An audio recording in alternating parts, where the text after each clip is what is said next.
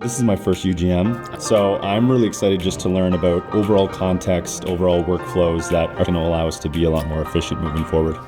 It was a very good networking opportunity. It was also very fun. I think the last time I've been to CN Tower was 18 years ago, so it was very nice.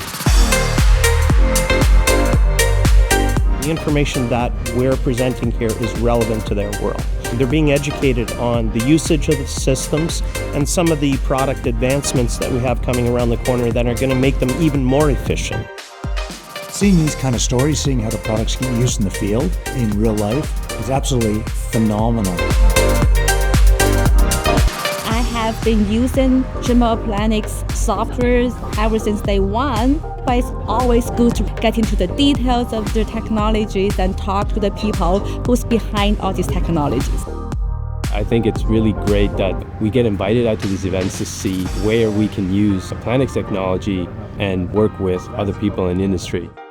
We had drones represented, we had land vehicles represented, so being able to see all of those industries in one place with the best view with all of our customers, it was truly magical.